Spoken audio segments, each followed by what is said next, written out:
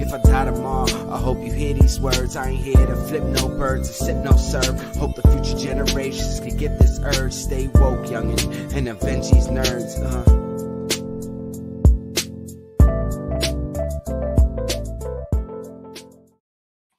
Hello. Hello. It is Tuesday. How are you guys? How's everyone feeling post-turkey? Post-ham. Lethargic. Post whatever you had, sir. Post whatever thing died for your table. Wow. Wow, that's a bit much. That's valid. I respect it, though. You're not wrong. It's agnostic to all traditions. Because even if you're vegan, you still got to cut that plant down. Listen, my Cowboys won, and I was in a house full of Giants fans. It was the icing on the cake. It was so nice. That Patriots game was bullshit, man. That was a catch. That was a catch. And that game was a shootout. Oh my God, that game was good. But yeah, that was for sure a catch. Listen, all I know is that we had good coquito, we had good food. It was good. Fuck it. That was Thanksgiving. Made some good drinks. Oh yeah. Oh yeah. Ooh. Yeah. How was your tour de force? I choice. So the Negroni Spaghetto, it was okay. I think it depends on the prosecco. Like I think like the prosecco I got was like $20. The what again? The Negroni Spaghetto. It's you replace Negroni Spaghetto. You replace the gin with prosecco. Yeah. But you keep it's vermouth. It's usually a vermouth Campari, gin equal parts mixed, in a stirred in the glass. You remove the gin, you replace it with prosecco. It was okay. It was cool. I think I liked it with more bubbly. So I think I prefer bubbly. So that's kind of my preference. Bubbly. I think if you get a better version of prosecco, it may have maybe a better experience. But Okay. I gotta say that gin drink you made. Oh, the Bramble. Yes, that one was really good. That Bramble. Who makes these names? That's what they're not called. That's historically what they're called. Okay. Yeah, the Bramble was very good. It was crushed ice. You had it was some gin, some simple syrup, some lemon juice, and blackberry liqueur, and you pour that over, and it was very refreshing. That was so good that you made it twice for everybody. I made that. That was really good. I made that one twice. Yes. Oh man, so it was good times, good food, good drinks. Bartender served us. It was awesome. I'm gonna have some requests when I get down there. Like 2 or 3 requests, but tell me what you want beforehand so I can make sure I have all these. I got you. Okay. Even if I have to go to a liquor store beforehand, I got you. Yeah, you're a working man, so you can bring some shit over. I'm a working man now, baby. Let's go. And speaking of working, announcements. Fucking hate. I need you to work on your announcement segue. No. This is the segment. That's it. I'm just gonna find the worst ways to bring it in. That's it. The worst segues. Vmac, are you frozen? She said she may or may not be, but she said she may or may not drop because of her connection. Yeah. Oh, damn. Well, sorry. So we got the picture frozen. There we go. Yeah. Let's see. The segue was so bad that it froze Vmac. Yeah. Sorry, I'm sorry. Not sorry. Is she back or still frozen? Still frozen. Yep, she's pursued. So Vmac will be back on. That's the beautiful of live because technical difficulties. This happens to me. It's happened to everybody. Come on. But announcements. Check out Concrete Kombat. Chapter 2, Part 1 is out on Patreon. Make sure you guys are subbing over to the Patreon. I am putting out a survey. A survey is going next week that will release to the public about what you guys want to see in 2023. So make sure you check it out. Concrete Kombat, which is also going to be in the Wayward Anthology. Make sure humble brag before you do this, because I'm going to take away this Wednesday at 3. Change. You could go into another. We're going to talk about TV. That's another podcast that Val is on Vmac. You can catch her on TV. Go over to their YouTube channel. The link is in the description. Again, it's we've been talking about stuff like dating and everything. It's a great space for women to have that safe conversation. Tuned into one of their shows. They go live on Instagram too as well. So you want to see them on Instagram, YouTube, and they also are playing on the radio. The link is in the description. So make sure you guys are checking that out. We don't need We Suck at Comics anymore because they met their Kickstarter goal, but we do need the Medusa's Cascade. Medusa's Cascade podcast is every Saturday. The schedule is going to change. It's going to be every other Saturday. Every other Saturday. So this week we have an episode coming out. It's going to be our second part of the recap, the arc recap series, and then no new episode next week, and then following that schedule for the time being. Also, to make sure you're tuning into Law's Twitch channel Thursdays at 6, Sundays at 4. Law's Twitch. Yes, you guys subscribe. We just started Stray on Sunday, and it's so good, but it's definitely not the game that I expected it to be. Like I was like, oh, this is just gonna be a cute game with a cat. False. I was lied to. This is definitely wilder than what I expected it to be. It was a lot of fun. I think Thursday we're gonna probably try to get back into Subnautica or get into God of War. Still undecided. God of War. Which one? I'm playing it from part 2 because that's where I need to. Okay. I'm sorry. I was like, wait a minute. I was like, you don't have the required hardware to play God of War. Oh no. I can't find a fucking PS5, man. It's the only reason why I'm gonna buy a PS5. Yeah, it's for God of War Ragnarok. It's the only reason why. Also, make sure you guys are tuning in for Lou Cyph. Check out his new EP out there, The Motive. Again, grown rap for grown folk. It's a great album. Great to bang to and listen to in the car. Great to just put on in the background. So make sure you guys and in case you guys don't know, Lou Cyph is the person who actually did the Nerds theme song. He is the MC who did the Nerds theme song. So again, thank you, Lou. Catch our buddies, Catch the Craze. Make sure you go over to their YouTube channel. I know they go on now on Tuesdays at 8. So make sure you guys are tuning in to Catch the Craze. They also have their Thursday morning show. And finally, Mondays and Fridays, check out our buddy Pong on the Sin Shop.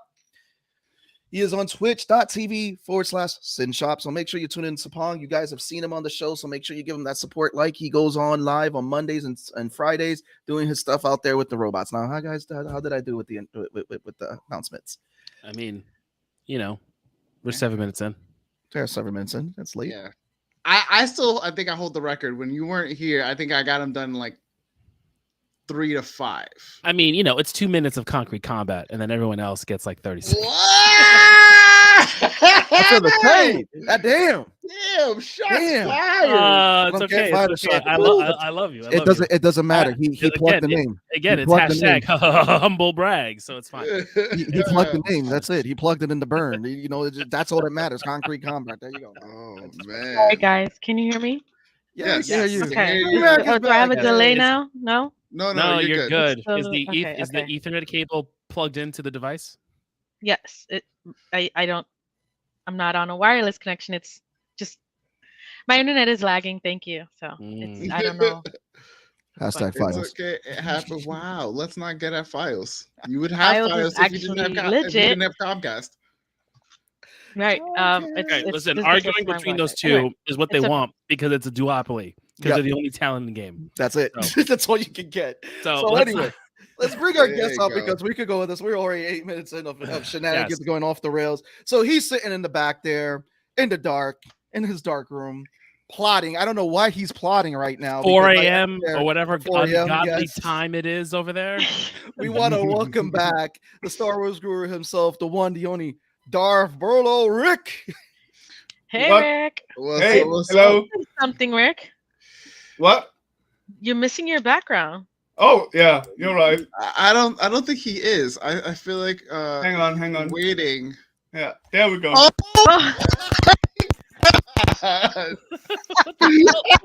I got my ladies with me, guys. Oh my god. That is hilarious. I am so glad I put you on the solo screen just then. I was not anticipating that. That was perfect. I swear, I didn't realize that was the setup. Oh my god. I knew it was going to be a setup. I didn't know it was going to be that setup. Oh my god. That's funny. That's probably the best one yet. You did it perfectly, though, with the setup thing. Thank you. Oh my god! I mean, I didn't know I looked that good in green. Come on, man. Damn. Wow. I mean, the sunglasses really do it up with the Twi'lek ears and everything. Jeez Louise, that's hilarious. I had too much fun, and I was like, yeah, I was like, is this too much? And I like, no, it's Sebastian, so screw it. I mean, also like it's solid Photoshop game going on right there too. Yeah, Thank you. yeah. You know? It was like 10 minutes. It's 10 minutes photoshopping. Let's get. I'm honored. 10 minutes. Oh man. 10 minutes of your life coming it back for me. And coming over from his I side, feel of like Charlie would be proud. Charlie would be proud. Coming over from his side of the cosmos to talk with us today. He is returning. He has his new Kickstarter out for Lords of the Cosmos, issue 5. We want to give it up for the one, the only returning Jason Lennox. Welcome Hey. back. Welcome back. How's it Guys. going? What's How going are on? ya? What's going on? I'm doing good. This show, I was so inspired by how much fun I had that I actually watched Andor. From Yay. episode 3 to 12. Okay. Okay. Yeah. I can't wait to hear what you think. Yeah. I gotta Okay. give Jason credit because he binge watched it the last few days. Yeah. He got through. I feel like you can't. Oh, so you didn't even have to not- wait week to week. Yeah. Lucky. I didn't. I saw it between yesterday and today. Well, lies. I saw episode 1 to 9, and then realized that we only were doing 6, and then I watched the other 3 this morning. So Jason, we have a really important question. This is groundbreaking. This is Okay. What do you think about Rick's girls in the background? Please give us your They just look like regular people. What is this Photoshop talk? I don't see anything out of place there. Do they make the cut for the next coloring book? No, actually, this was a photo shoot I had with Said Sebastian. what was showed You know, Photoshop. I don't know. This Maybe is a photo shoot I had with Sebastian the other day. Oh, Yeah, geez okay. I Louise. thought it was just Sebastian just out and about, right? Oh man, Halloween got crazy. Halloween Right. got lit. The Ahsoka sea bass is very good. I think Yeah, that- last think that little was my key probably the best one. That's probably my Yeah, favorite I was. one. Yeah. I felt particularly really happy with that one. Rick, this is why we love you coming on the show, Rick. You bring the mayhem. We love it. Oh my Thank you God. again. It's all love. So we are here. Oh, before we get started with Andor, you do know that ordinary PS Pro also runs Ragnarok, right? God of War. Oh, Yeah. I Already. played it through. Han Solo dies. Oh, I- sorry. I would like to play it on my PS Pro. I would love to play it on my PS Pro, but I feel like I just need a PS5 at this point, anyways. Yeah, it is better on the PS5. I agree. So I'm just gonna wait. Get that big ass router and get the refrigerator, and you've got the modern day systems of 2023. There you go. The big ass router works. so guys, let's talk about the overall feel of the show. All episodes are out. Andor is out. I think we've all have like some fun feelings about Andor, good, bad. I don't think there was anything ugly. It's just one of those shows that it did for me. It did have a really good script in terms of it. So yeah, I'll let you guys take the floor with this one. Who wants to go first? Eeny, meeny, miny, mo. Rick, Yes. thank because you yes, we'll let you go, Rick, because you Well- brought the girls with you. You godfathered your way in here. Yeah, I brought the girls with me. Get They your horse. want me leave me alone now before I pay them. Anyways, my feelings is kind of like last time I was here.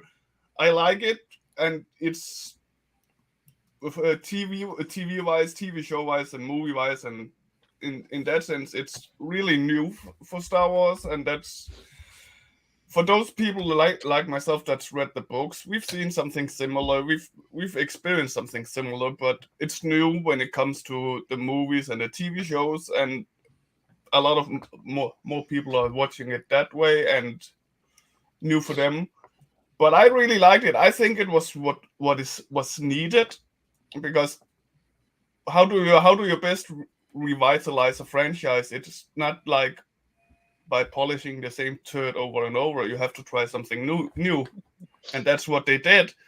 And I think it's a success. Granted, it could be used as, if you put this on Netflix and called it anything else, it would probably have gotten a 10 out of 10 from most people. But because it's got put under the Star Wars name, it suddenly gets rated differently because everybody has expectations of a Star Wars show.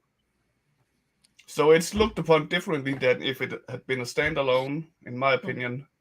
And yeah, all in all, I like it. I like that there's still fresh and new ideas in the franchise to come with, and that just opens up my expectations for more. Tony, you missed last time, so go ahead, Tom. I know you're away. Okay. So I overall enjoyed the show. However, if I have to be critical, I felt that the prison segment of the show was the weakest because I felt like it didn't add anything for me. Now, it only props up because Andy Serkis is fucking incredible. And I can watch Andy Serkis just run with just be Andy Serkis, and he's awesome and he's captivating on screen. But aside from knowing that though they were just creating things for the Death Star, I didn't like how we didn't get any sort of information from the Empire that there was a prison break or that this happened. I really enjoyed how everything that was happening outside and all the connections with what the rebellion was going kept coming back to the Empire in that white room and that intel CIA thing, because that was like my favorite part of it. So those 3 episodes, while fun and cool, I think I would have been more with more aftermath after the heist, because I felt like the heist was really good. You had a really good ride, and then you hit the eye, and then all this stuff happens. Everyone dies. You get the betrayal. He runs off, and then he gets arrested when he's at the beach.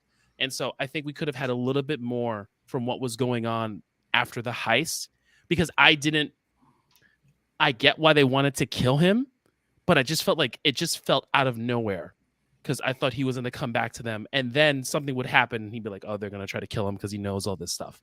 So I think it was that prison sequence. Well, I think it was the weak part of the show, and we could have done something else after the heist. But overall, I enjoyed it. It was fun. It's cool. To Rick's point, it is something new. Unfortunately, we know what happens to Andor. He eventually dies, and we know this leads up to A New Hope, and it leads up to the rebellion, and we keep going around and around and around of what era of Star Wars we're gonna do, and we can't touch anything in the sequel trilogy because that's all fucked up. And so we just keep playing in this one sandbox, and it's gonna catch. I think it's gonna be catching up as we get more and more shows, because we need something after Rise of Skywalker or the Last Sky. We need something. I need something after, because that's the canon we're going with. I'm not happy with it, but if that's the canon we're going with, then let's just fucking do it. Let's just do it, because we're still in this middle part. You want more Rey, is what you're saying? I mean, look, I don't have a problem with Rey. Everyone was like, she's a Mary Sue and all this other bullshit. I mean, that's not her fault. I mean, that was the whatever your opinion is. I enjoyed 7. 8 was a disaster, and 9 was a clusterfuck. Like, that's what it was. Okay. Jason, I think that's a great way to segue you in right there. Well, I didn't like watching the first 2 episodes, but I like you guys, so I was like, okay. Sebastian was like, hey, we're doing this, it's for the finale, and I was like, you know what? This is gonna be like my own Cool Hand Luke, where I'm gonna eat 100 hard-boiled eggs. So I forced myself to watch 10 episodes of this in one day, and I didn't like it. Good God! But I had a legal tablet with me. I didn't like it, and I took notes. What? I took notes. Oh, damn! It goes on to the second page. This is the pro part. I separated the pro part is here. The cons is I had so many things that I was getting angry and upset about that I had to take notes so I wouldn't forget. Yeah. Damn. So at the very top of my notes, I'll read this. None of this matters, so I don't care. And I kept drawing arrows. Things that, like, point A. Yeah, and I kept going back to that. Yeah. So, I mean, in a nutshell, right? And when we're going to critically talk about something, just saying, this sucks, I hated it. So I have my notes. But I guess to me, I thought there was elements of the show. I'll disagree with Tone on one point. I thought the best part of the show was the prison. I thought that was interesting, like the no shoes. And I kind of found myself enjoying the whole prison thing because I just recently watched 1984 from 1984 the other day, which is a great movie, great book, whatever. And I kind of liked it. And I was texting Sebastian on Facebook about it. And I was like, what are they making Death Star spare parts? And he was just like, and then I'm like, oh, you got to be shitting me. And I'm like, this is really more Death Star stuff. And then I was like, this is a cool scene. I kind of liked it, right? And I'll agree to disagree with Tony on that one part, but I agree with everything else he said. Is where I'm like, this is a cool scene, but it's like someone built a house that you kind of like, and it's on the wrong lot.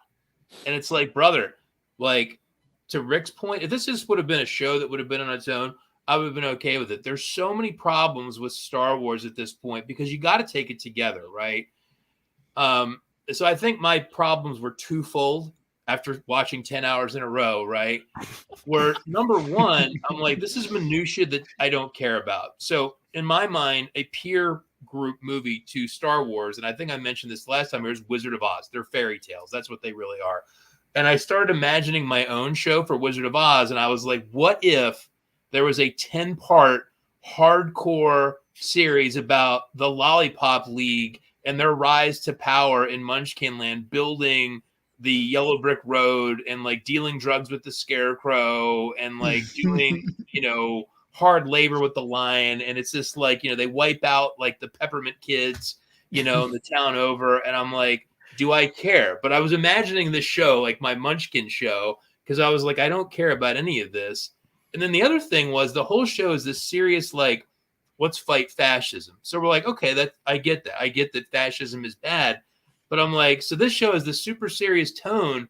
But I'm like, but we beat fascism in Return of the Jedi with Ewoks and Chewbacca doing the Tarzan scream and this kind of like goofy comedy crap that beats this in a show that's got mass prison deaths and euthanasia.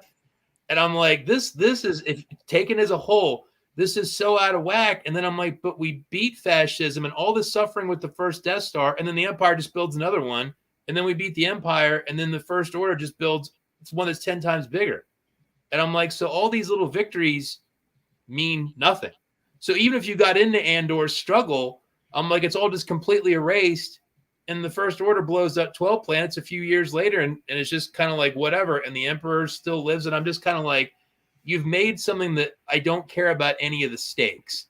I didn't care about Mon Mothma's husband's gambling problems either, but I can look past that to just like, we're now getting sucked so down the minutia hole, right? That I'm like, I don't care. Because to me, the rebels were just cool guys in kind of like orange and white armor that like fought stuff in the 80s. And now it's like this whole thing. And I'm like, I don't care. And then I'm like, and you've totally cheated these characters because they don't really, all their sacrifices are in vain. And I'm like, to Tone's point, they've screwed up the sequels. Like, why couldn't have this been in the sequels? Like a sequel, right? After Jedi, they've messed it all up where it makes no sense. Right. So it's like we're stuck in the one sandbox that works. And we're just driving around in circles doing the same thing. I was teasing Sebastian. I was like, when are they going to do the prequel of this where they show the Empire mining the raw materials to build the spare parts or to build the parts? I mean, like, I'm like, this is all we have. And I just was like, oh my God. Like I feel so sad for this because I think there was better stories to tell. Put this in the future or something. And I just was blown away by it. And then the last scene where it was the Death Star, I was like, oh, I couldn't believe it. I'm like, this is the big reveal, more Death Star. Because it's all you got. So Hey, ball, throw it hot. Coming in hot with a bold Din statement. Djarin has something to say to you, sir. Yeah, for real. Okay, maybe it's the best of the bunch, but that doesn't invalidate any of my complaints. I think you hit some of the stuff there because again, Andor, it's a great script, and against like what Rick said too, and what everybody's hitting on some great points in the show, and I'm gonna get Val next and then Law. No, I think Law should go first. Law, let's go, Law. Yeah, okay, because Val's gonna give the exclamation point. Law, go ahead. We're gonna tag you in. I thought you was gonna talk, Siva. All right. I mean, my bad. I mean, the only thing I'm gonna say is that I think Rogue One and Andor should have been stuff that could have launched a new series. outside of everything out of the Skywalker trilogy and all that, because it's like it kind of, if you separate it, and I was telling Jason about it, and I think I meant to see you, Tom, that if you take away the Star Wars name from Rogue One and you take away the Star Wars name from Andor, they're pretty strong shows and movies. But it's like, because like you said, like we know what's going to happen, and because well, Kennedy is going to be out of Lucasfilms after Indiana Jones 5. But I think that was where the major problem. Yep, there you go. Who said that?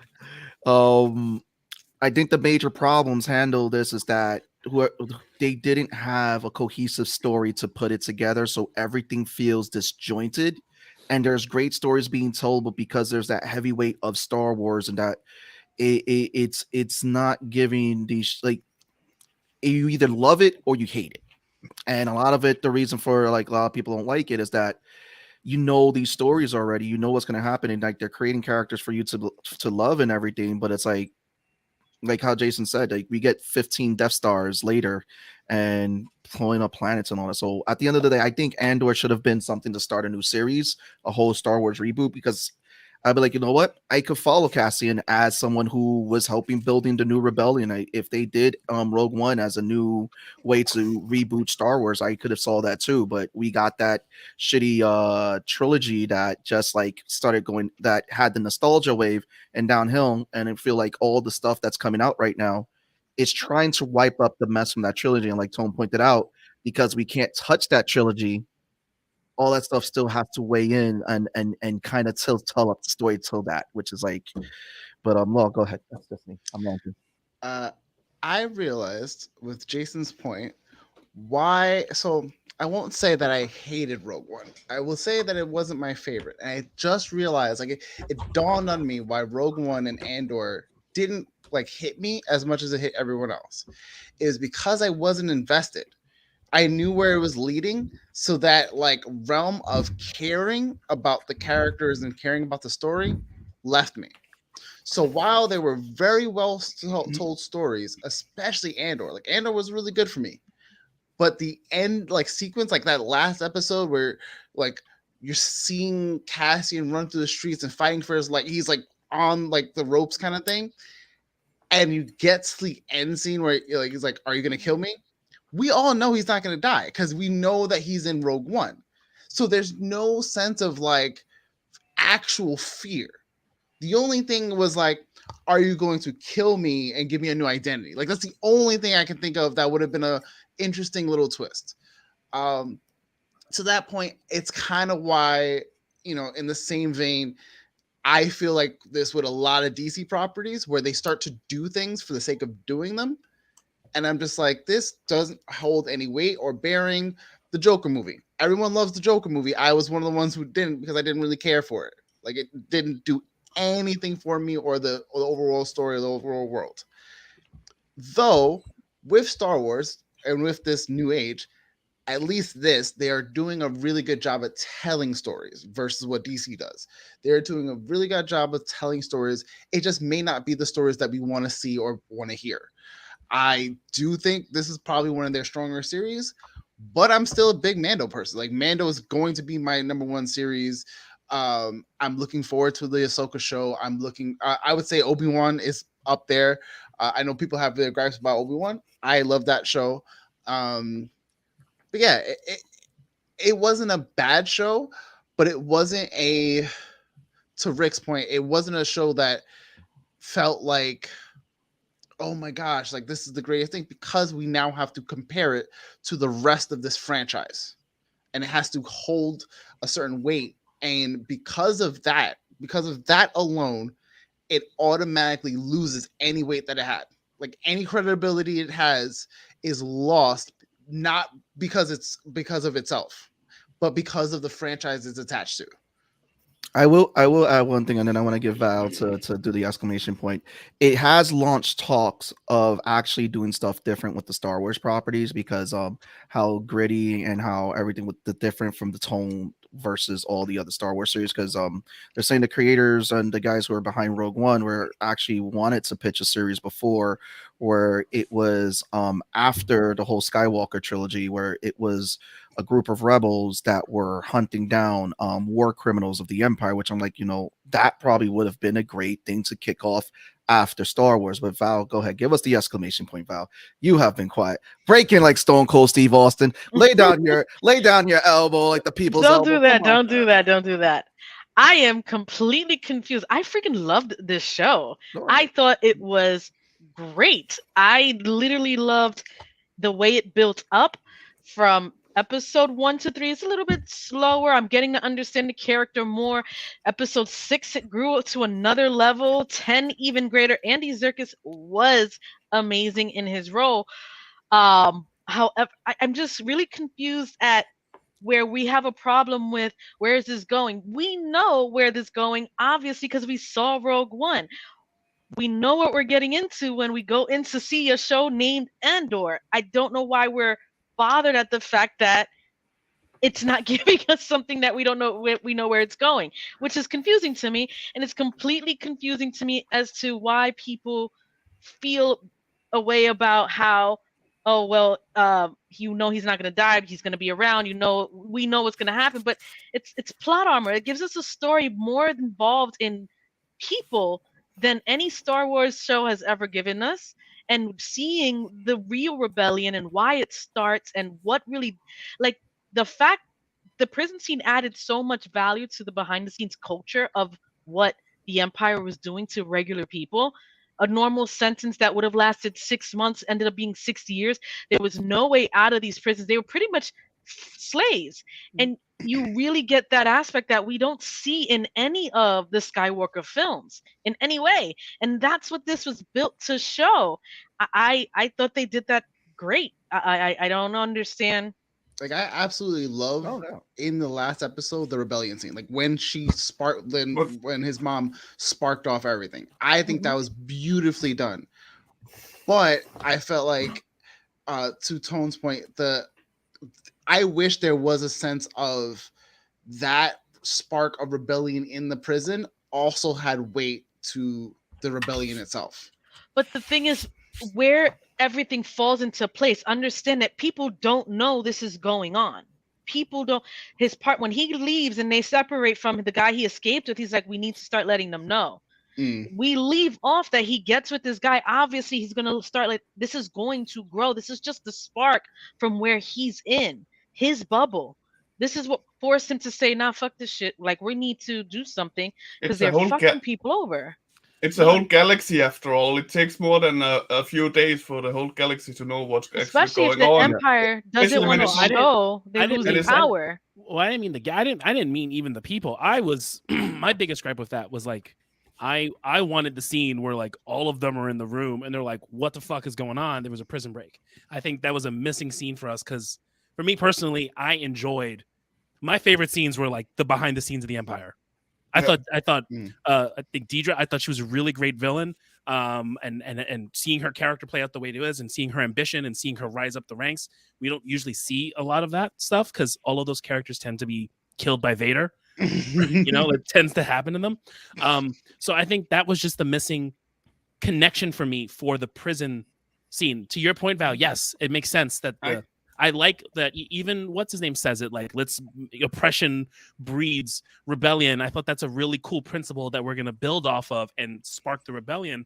But like, we get 3 episodes in this prison scene and we don't get, maybe later, sure, we will, but like, we don't get anything from the Empire dealing like there's a real problem here. Like, she was grasping at straws that there's this bigger problem going around with all these tools, and I'm trying. You have to think about what's happening at the same time. So they just attacked Krieger and are in a position where they're excited about this small win, thinking they're gaining something there. Someone at one prison, when they have millions all over the galaxy, they're not really concerned with that one. And the people in charge are probably not looking to report it that quickly to show their failure. And then she's completely distracted trying to catch Andor at the same time of his mother's funeral. So where do you expect that to fit in?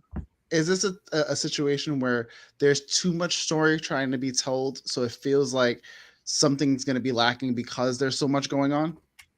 Yeah, I I think mean, it for me it built anticipation. I mean, if you really think, go ahead, Rick. You really jump in. thank you. Okay, so I've been trying to. I'm not so good at interrupting people, but Raise your I'll hand, have, Rick. I'll have to. I'll have to learn. Just say shut up, Val.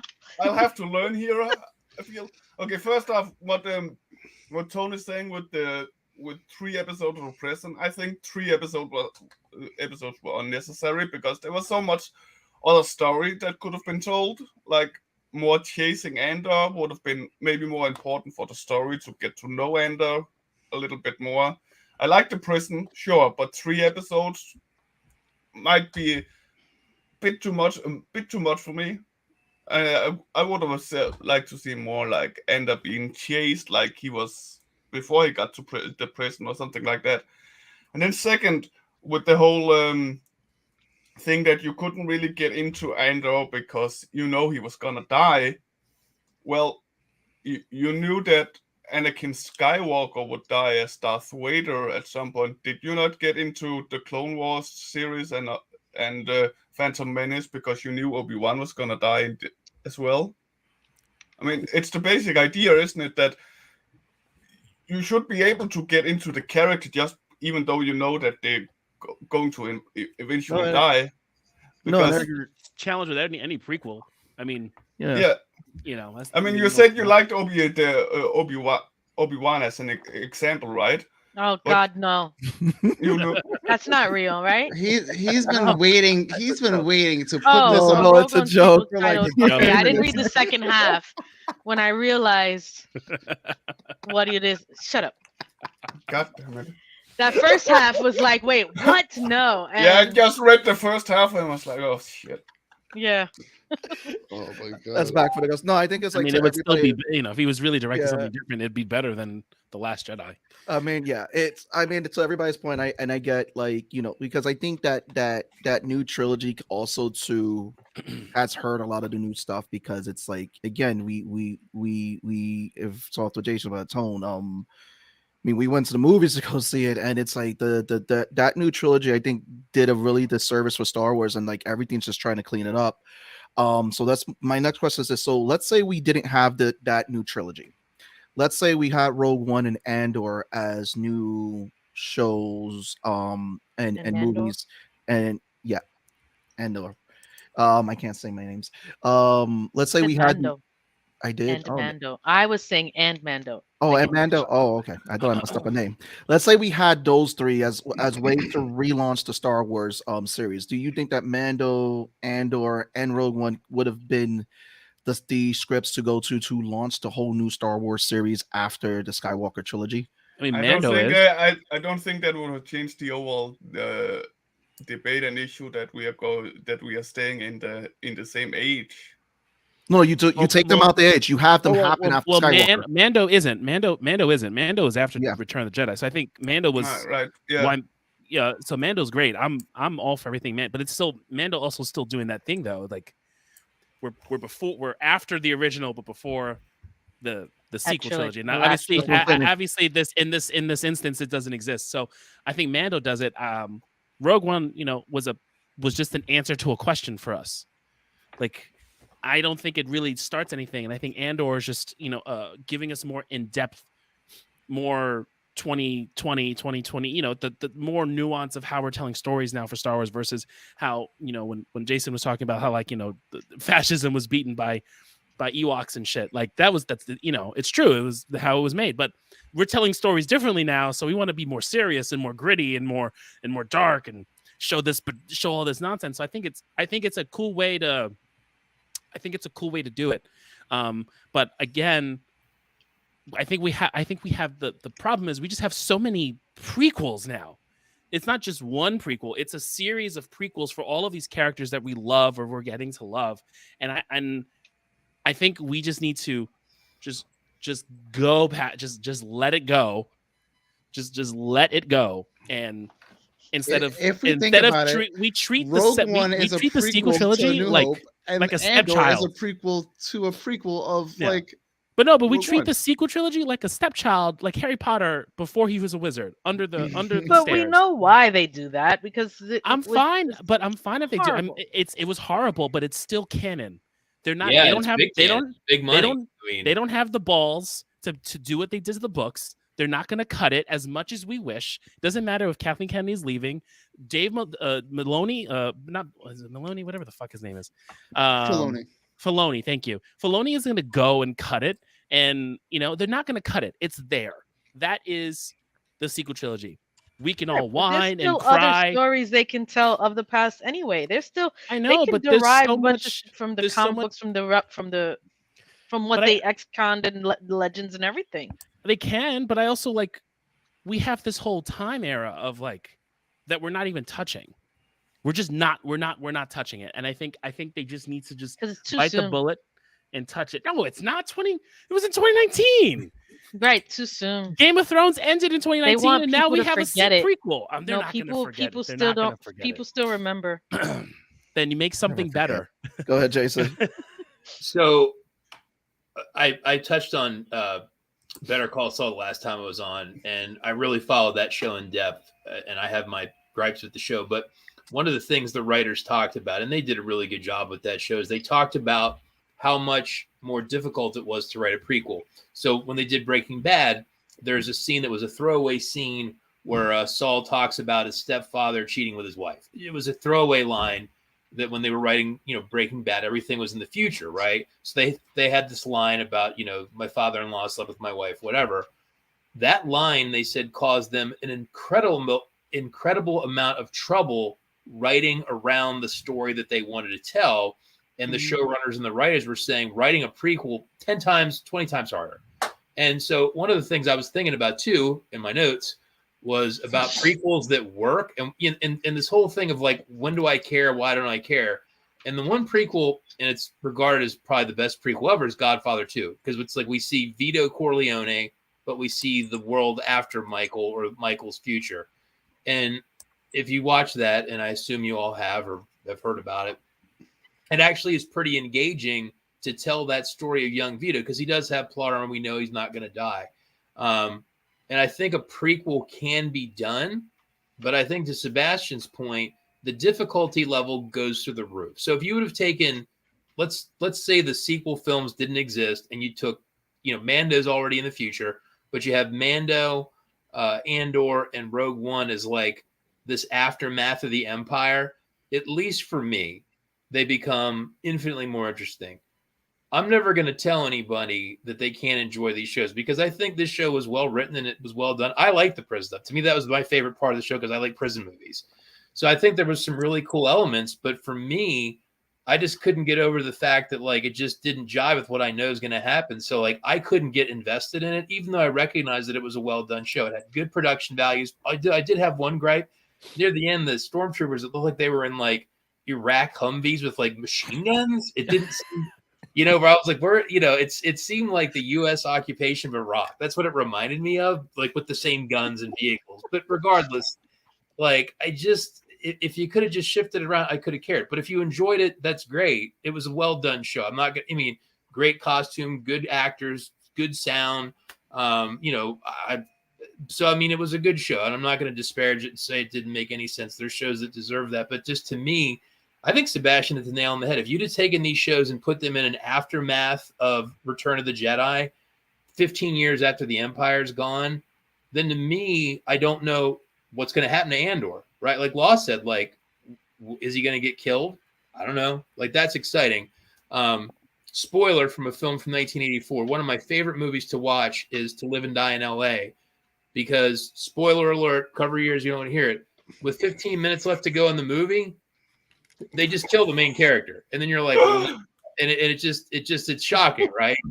And you don't, the guy has no plot armor when he gets killed. And I think, to me, I would have been able to completely enjoy these films differently if there would have been different stakes, shift them. And I think they are trapped in this, original trilogy era, where they can't get out, and then they're not letting these characters breathe. And I think they're cheating their own production work. I think they're cheating their own storytelling, because if they could have put them in the future, then the characters would be free. And like I said, the Better Call Saul conundrum of this one comment caused them to do all this work around because of one comment, and you could tell how they fixed it, and you were like, damn, like that was a tremendous amount of work for one line that was out of place. So I mean, prequels way more difficult, and I wish they would just give themselves the freedom to tell these stories, and I think they're kind of trapped. Again, we talked about that last time, that there's 1,000 and millions of stories that could be told in the Star Wars universe that I just think they're too afraid to touch on, because they want to stay safe where they know they got the fans. And as much as Andor is new and trying to revitalize the franchise, it's working, sure, because we are getting more gritty. We get other genres introduced to the franchise, but they need to, as we all I think we all agree on, is they need to step away from this era and try something completely different, like back like when when Jedi school starts to reopen again. There's so many books on that era. I would love to see some TV shows around that era, like following New Jedi's or something like that. Also, just to add to that too, I think Andor, what the show has done, because like I said, they're now paying attention to the guys who created Rogue One, what they said the series that they wanted to do that would have taken place after the Skywalker trilogy. It's getting them, I think it's getting them to now see that, you know what, we have to stop playing it safe, because like they like, it's everybody's point, there's a lot of stories you probably want to see, like, you know, all these Star Wars. You can make like a whole anthology series about that, which I think would be fun. It's like storytelling, like we get that with the animations. But I think where the Star Wars is at, like for example, like I was like this with Obi-Wan, and only because like one of the major things that I had against that show was like his whole meeting with Leia, because like again, it didn't seem like he met Leia before that whole original trilogy, where it was like, Obi-Wan, my father told me about you, you helped him in the Clone Wars, or like that was in again, that was in there, but like they made it seem like that she met him before, and I was like, that kind of like, it's like a Better Call Saul line. It's like this, like I tell everybody I like The Thing. The Thing is one of my favorite movies. I think it's a masterclass in storytelling in terms of, you know, horror. The prequel did not do so well. Had a lot to live up to, and you could see where they were trying hard in the prequel to actually try to line up with the original movie, but then again, it at that ending, it just didn't make sense. And the prequel was just so like with prequels, they're hard to do, and then when you feel like you're getting nothing but prequels, it's like you feel like the story is not moving on. They're still trying. It's like it feels like some people feel like they're really trying to milk that age and those characters to bring everybody in with this nostalgia and everything. But I'm gonna pass the mic to whoever wants to take it from here. I will. Oh, go ahead, Rick. I guess we got one quick thing that I just got reminded of. I like one thing I like about the end is like we finally got explained what happened, how Snoke became the guy he ended up being in the Last Jedi. Was that Snoke? Nobody got that joke. Adam Serkis. Adam Serkis. Adam Serkis. I just thought I was like, wait. That flew over my head. Hey, listen. Goodbye, Rick. It's 4 a.m. here. You guys are supposed to be the awake ones. Yeah, I didn't get that. I'm sorry. Yeah. I still don't get it. Andy Serkis played General. He played Oh man, he couldn't swim, right? Yeah. That was sad. I was like, oh. Well, you know what? Okay, you know what sucks? That Andor looked like I'll carry you, and then he got pushed off. Yeah. Okay. Can I ask a quick question, real quick? This was in my notes. I'm like, why are you messing around with like a slave camp when there's like robots every 10 feet that can do stuff? Didn't they say something about like how they're cheaper? I thought they made a line. They said a line about something with droids. In the prequel, they had armies of robots, but what and I'm just like, why are we messing with this in a world where but the robots are what they use in space to put it together, while the menial labor is done by the people and how we keep them in line. Oh yeah, Servitude. and also too, Also- they were also they got rid recycling. of- Oh, Also, they got power. rid of all the droids after the separatists were killed. But Like- if you don't tell people they have the prisons, what's the value of? Well, they Cool. were recycling them because what happened to that guy is like they kept recycling them back to the prison. That's why they did the uprising. But yeah, I mean, and that's it. But go ahead. Sorry, Jason. No, it was just kind of one of those kind of head scratching observations. Of like literally in a world where there's robots everywhere, like just robot it. Actually, you made a good point in the chat. Where are all the aliens? Yeah, after I said that there was the aliens that had like that plastic trap, but like again, going back to what I remember as Star Wars, at least in my head, there was a lot of just goofy aliens everywhere, and this show was like a lot of people, Very and, like, human. very Yeah, human. I mean, there were no aliens in the prison. I mean, okay, as far but as I remember, there was a lot more criminal aliens then. have you guys ever watched The Expanse? This show felt more like The Expanse. Like The Expanse is grim as hell. It's like this dark Blade Runner-y future with like starships. And like this show kind of felt a lot like The Expanse. But The Expanse to me is not Star Wars. Like Expanse is a different flavor, right? So like I said, like where are the aliens? Like where, like the cantina where there's a million weird aliens and it's like, oh, there's a few people. I mean, again, to me that doesn't wreck the show, but I just was like, these guys, was this a totally different show that they were like, okay, we'll make your show, but it's got to be a Star Wars show, so tweak it a little bit. And they were like, okay, fine. Like we'll put stormtroopers in as opposed to like, a guy in a uniform, like, because the tone, it felt like it was a different show, a different tone, but I'm like, is this the Star Wars tone? I mean, again, it felt more like The Expanse to me, which I like The Expanse. So, I mean, it wasn't a bad thing for me, but. And the coolest thing is that we no longer on Tatooine. Finally. Yeah, that was a big pro for me. We're not. Maybe God. the aliens are just on Tatooine. There you go. Maybe. Season 2. They're in the Bronx. Tatooine. Like, There we go. oh! All right, here we go. Real question for everybody, because I think this is kind of the whole thing with prequels too. Is that like we care about the subject matter, right? Care about Darth Vader. We care about. We don't know what happens in history of Westeros. We care about Saul. Saul's an awesome character. Honest to God, do any of y'all care about the rebellion before Luke? Because I'll tell you, I don't. They're I background don't characters. I never cared. I've always been an Empire guy, so I've never cared by the rebellion. I've always cheered for Darth Vader. Me too.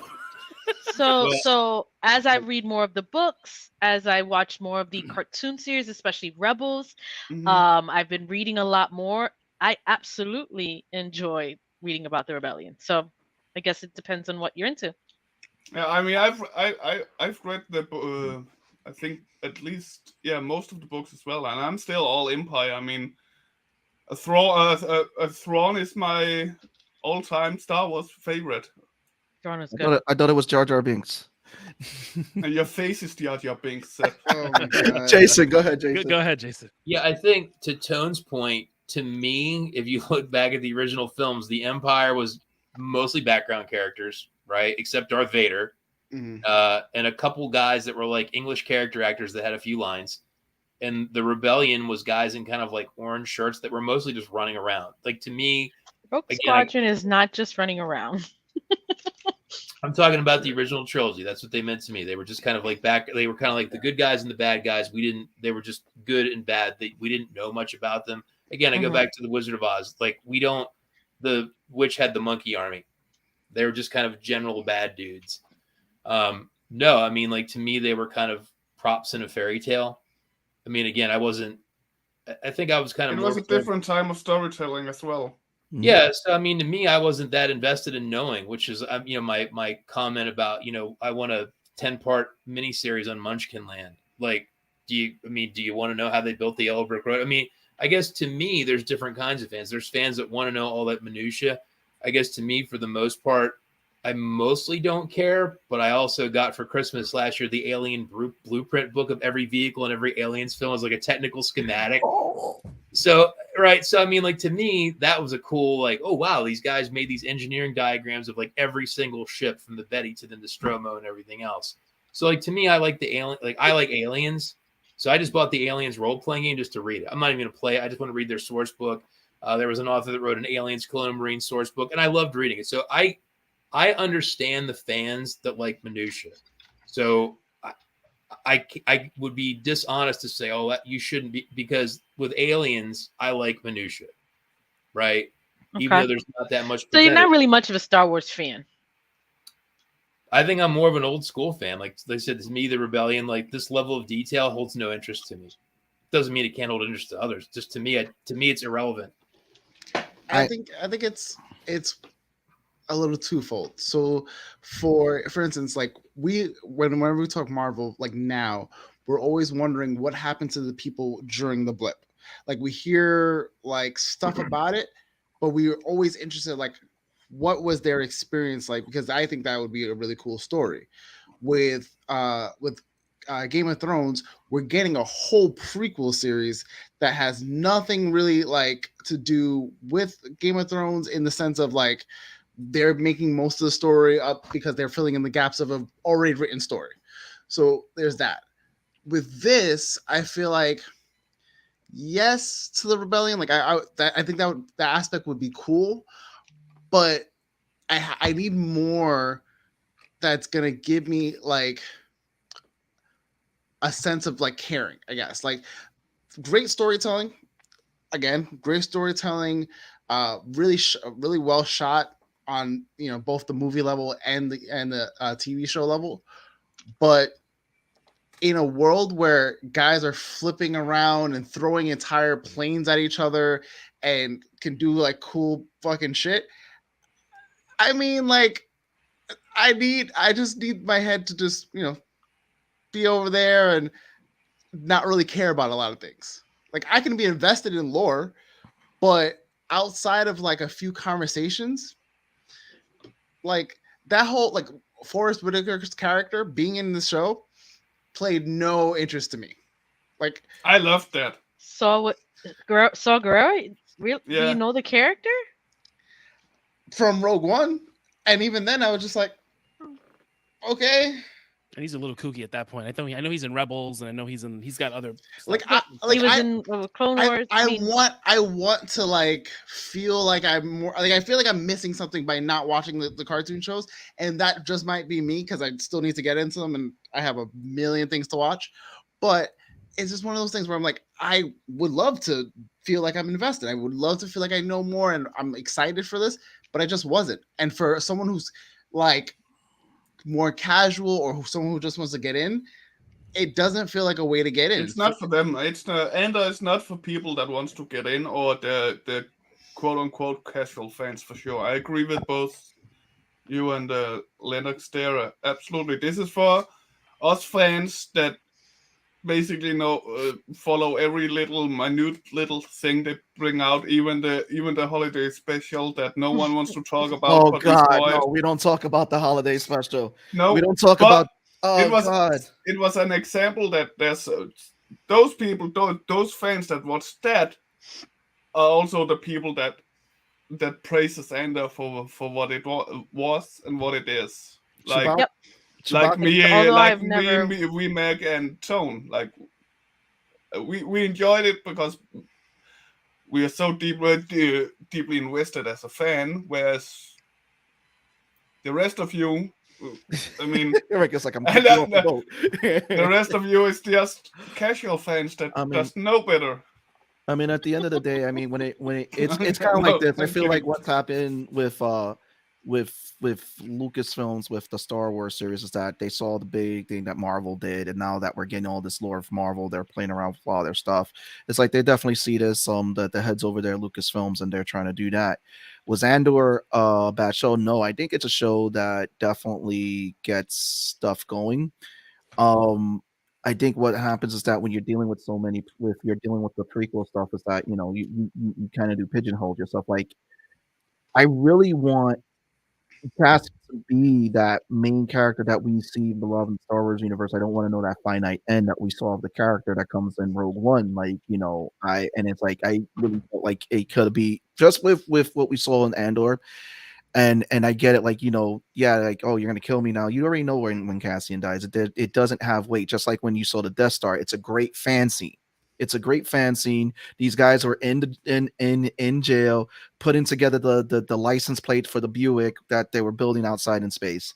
That's what they were doing. And also all the also all the Easter eggs basically made for the fans. Like they were so I don't think I've seen a TV show with more Easter eggs than Andor had. But also, too, I think where we're at right now, too, is that there were a lot of people who wanted to get deep and heavy invested into Star Wars, but it's because what that trilogy did, that sequel trilogy, because like I didn't care for the prequel movies. I only cared for one movie, which was when we got Darth Vader. That's about it. That's the only thing I want to say. I don't care about Jar Jar Binks. I don't care about a young kid flying a plane on Naboo with those little small fighter jets and all that. I don't care about that. I wanted Darth Vader. We got Darth Vader. I didn't need part 2. I'd like the General Grievous fight scene. But as far as it goes, when it came down to it, that sequel trilogy, that there was so much that they said they were going to do, but they didn't do it. And so we got the nostalgia, we got the shit the bed movie, and then we got the movie that was trying to clean it up, but we got the creepiest line in Star Wars when it was supposed to be Lando Calrissian's daughter that he finds, but he hits it like, "Oh yeah, you want to travel with me in space," and became one of the creepiest lines ever. The best line from that movie. Yes. Somehow Palpatine has returned. Yeah, That's line of the movie. Oh my god! If we didn't, I don't think it's like wrestling, like grabbing old wrestlers and be like, your bones still work, right? All right, we're gonna send you and throw you out there. Ric Flair is on his deathbed, and they were trying to get him to still wrestle. Let's No, he just had a final match for the 18th time, and yeah, he had so many final matches.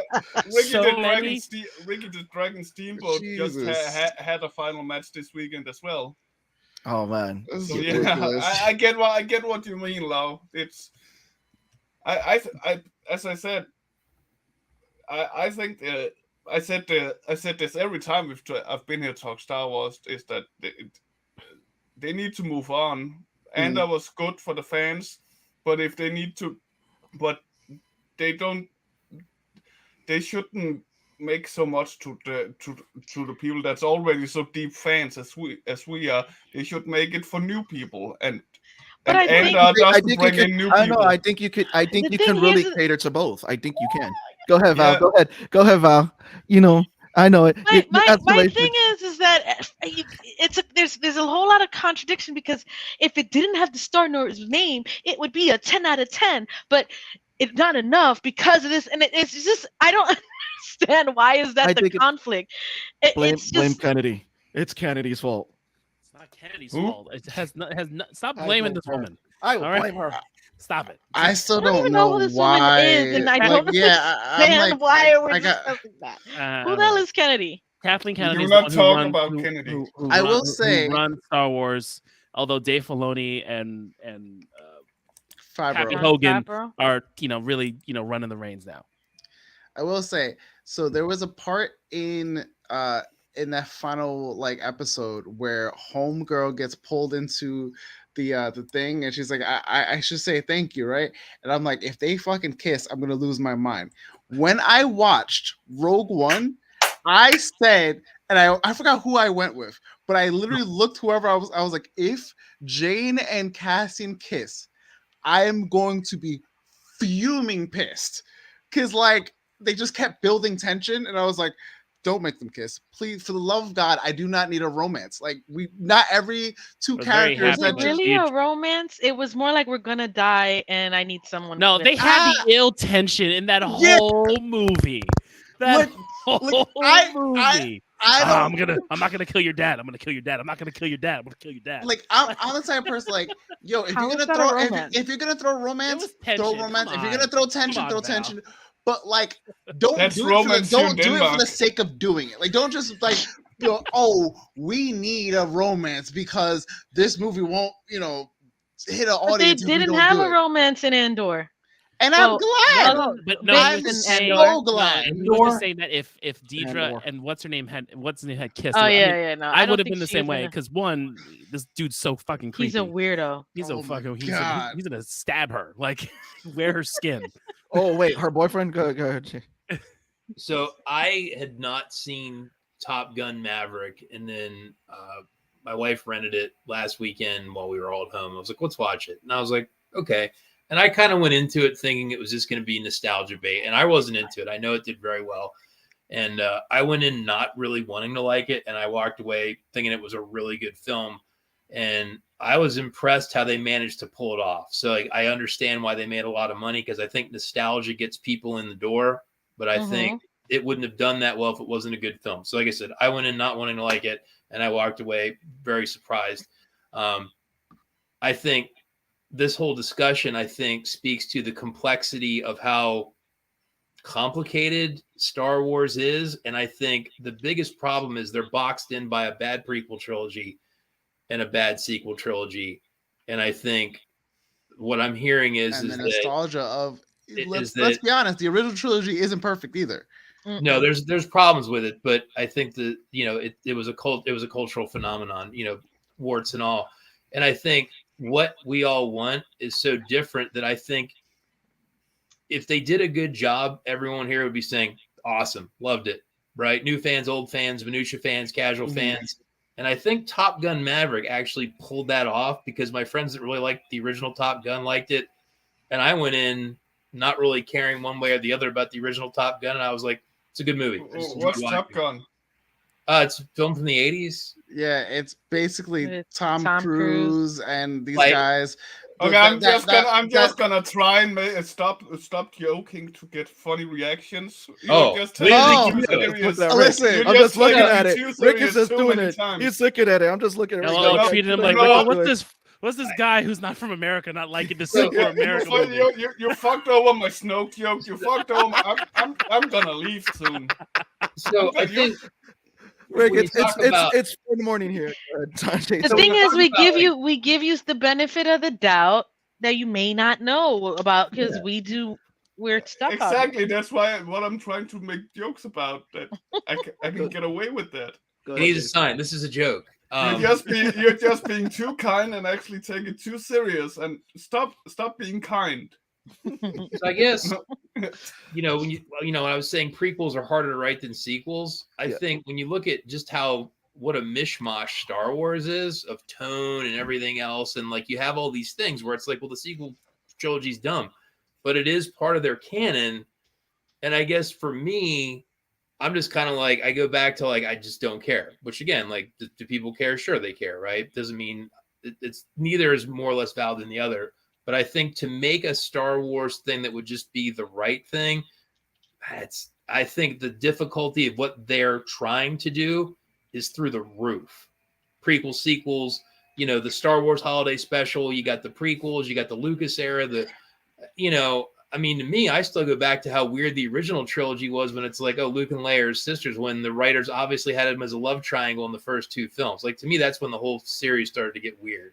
So, you know, to thread the needle, to do Star Wars right, I think everyone's frustration is that the Top Gun Maverick of Star Wars has not been made.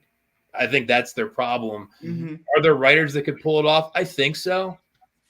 So I think, what is that? And I think Tone was touching on it, like they should just ditch the sequel, but they're not. Like, they've invested way too much money in that. They're not going to get rid of it. They don't even need to do that. They just need to have to make that jump to a new era that we go like 1,000 years in the future. 1,000 years. Or not even that. Not just maybe just as I said, as could start following the books of the new Jedi Academy as an example, because that would suffice, because that would bring in new characters and there will be talks about the old characters and the past. The broom boy, the kid with the broom. Yeah, You want to know what that we haven't talked about that's still canon, Sue, from the Christmas special? That Chewbacca's dad was watching VR porn. Who isn't? That is literally in the Christmas special. Oh God, I'm gonna skip this, man. I'm not talking about that stupid special. I have no idea what he's talking about. I will send you the Christmas special. Can someone kick Sebastian? Kick myself to bring it up the Christmas Normally, special. My hands would be on my mouse, ready to do it. I don't have the energy today. It just get a pass. No, it just shows how bad the Christmas special was. Can't give him a pass about the Christmas special. Or anything else you could have done. The Christmas special brought us Boba Fett in animation form. That's about it. Riding a dinosaur. Yes, that they reference in Yes. Boba Fett. We are still doing this, guys. We are still talking about the holiday special. Anyway, we're done with the holiday special. Thank I you. know, It's the holidays. I know we didn't get a chance to talk about it because I know we're going to be cutting soon.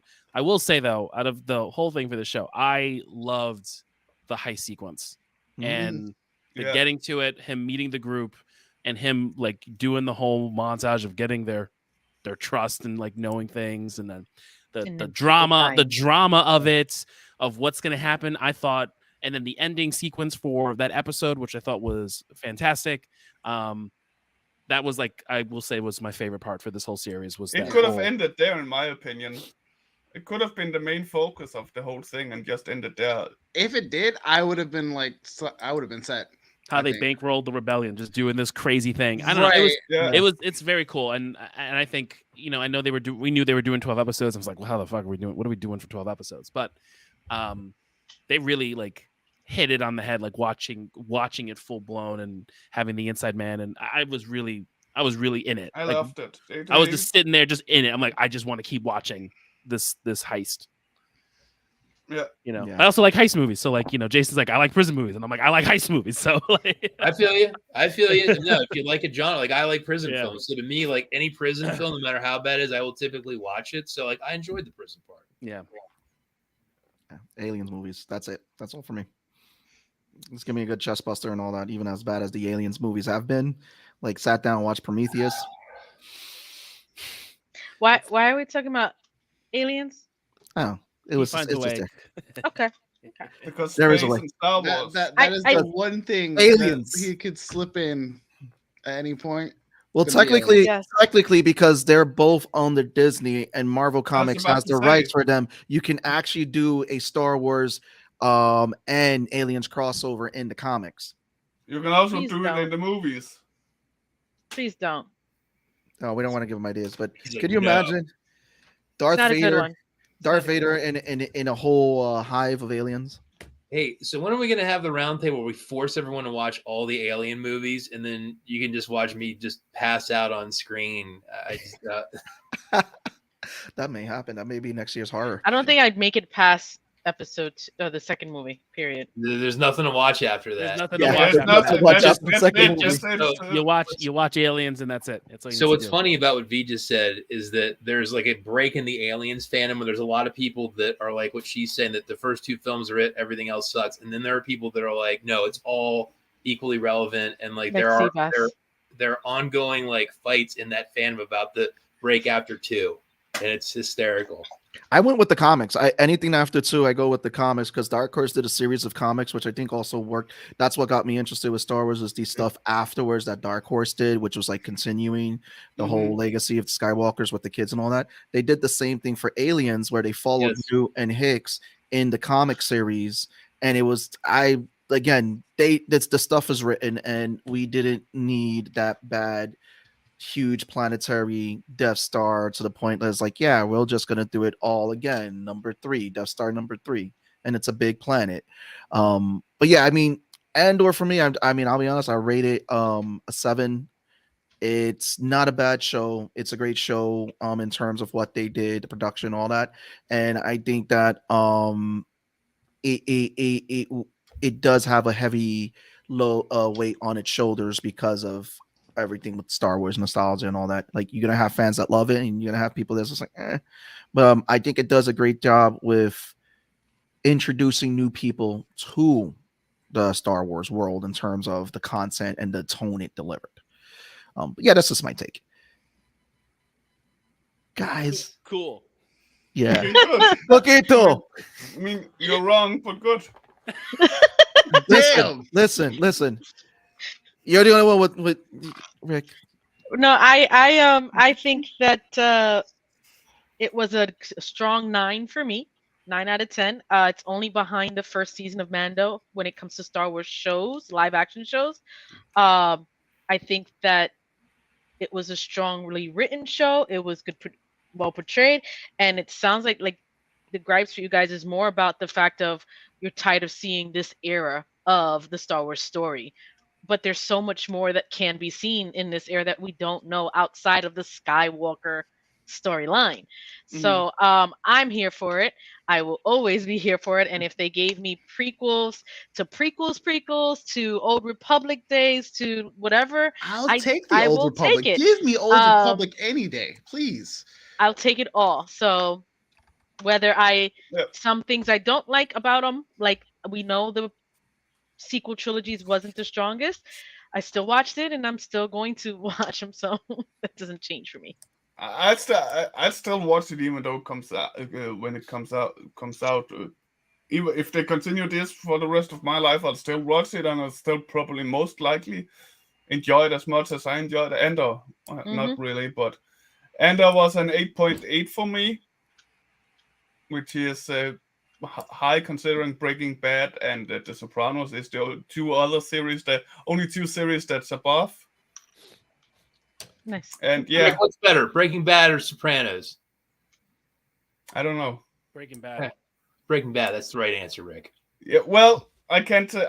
I saw Sopranos when I was very young, and I've only recently watched Breaking Bad, so different. I might watch Sopranos again. All I gotta say is I have a special hate in my heart for Sopranos because that season finale, and I remember. Oh, I love Sopranos even more now. Then I remember because I worked at cable when people called in angry about that whole thing. Wow. My friend threw a shoe at his TV at a viewing party. He threw a shoe at the TV. He was so angry. From the season finale? Yeah, From the series finale. Series finale. He took his shoe because the ending is just them in a restaurant. Then it just goes to black and rolls credit. My friend took his shoe off and threw it at his TV. Oh, so people were more mad at that than Game of Thrones. Okay. Oh so